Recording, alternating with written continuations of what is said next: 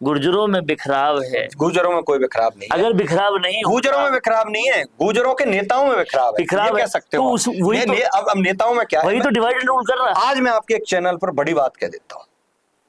गुर्जर, जो आपने वीर शब्द लिया, गुर्जर वीर कौम है। गुर्जर अपने आप को शेर, टाइगर, आपने देखा होगा, लिखते हैं। ये सच है, हमारा इतिहास पुराना उठा करके देखना। वीर है, मार्शल कौम है। मार्शल कौम है कि भगवान देवनारायण ने शेरनी का दूध पिया था। अब मैं आपको एक बड़ी बात कहने जा रहा हूं।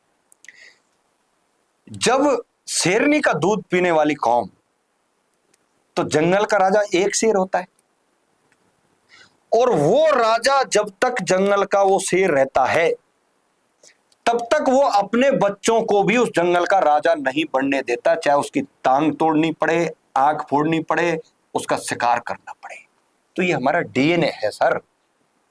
इस कौम का डीएनए है कि जो आदमी पावर में होता है, बड़ा होता है, पद में, पैसे में, उसमें, तो कोई आदमी जब उनके बराबरी में आकर के खड़ा होने की कोशिश करता है, चाहे वो राजनीति हो, चाहे वो समाज नीति हो, चाहे वो कोई धंधा पानी बिजनेस कुछ भी क्यों ना हो, इसलिए ये वीर कौम, ये शेरनी का दूध पीने वाली कौम पीएम सीएम नहीं बन पा रही। पीएम सीएम सिर्फ इसलिए नहीं बन पा रही है कि बनेगी एक दिन, ये मुझे पूरा भरोसा है, ये जरूर बनेगी ये कौम। इसका जब 6वीं शताब्दी से लेकर के 12वीं शताब्दी तक गुर्जर प्रतिहार राजवंश रहा, और ऐसा राजवंश जब सैकड़ों जातियां तो उसके बाद आई हैं, वो ऐसा राजवंश जिसके राज में सोने चांदी के सिक्के चला करते थे।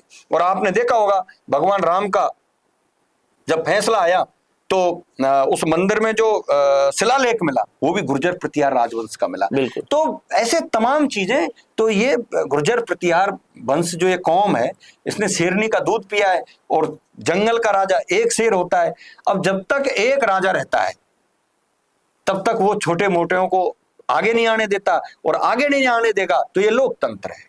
तो वो डीएनए कभी कभी इनका काम कर जाता है। इसलिए मैं तो तमाम मेरे समाज के नेताओं से, बड़े बुद्धिजीवी लोगों से कहना चाहूंगा कि समाज के अंदर जो प्रतिभा है, जिनके अंदर ऊर्जा है, किसी के पास लड़ने की क्षमता है, किसी के पास धन की क्षमता है, किसी के पास संघर्ष करने की क्षमता है, तो उन सबका समावेग होकर के जिस दिन एक रास्ते में हो जाएंगे, मैं बड़ा या मैं छोटा, मैं बड़ा या मैं छोटा, इस लड़ाई को छोड़ करके जिस दिन एक दिशा में काम कर देंगे, मेरा मानना है कि एक ऐसी कौम है जो 3600 कौमों को, सभी धर्मों को लेकर के साथ चलती है।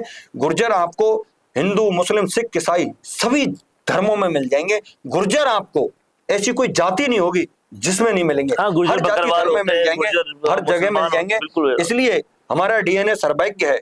और जिस शब्द का गुर्जर का आप नाम ले रहे हो, मुझे परमपिता परमात्मा और सभी 3600 कौम और सभी धर्मों से मुझे ऐसा लगता है कि वो समय बहुत नजदीक होगा जब इन लोगों का भी कहीं जगह होगी।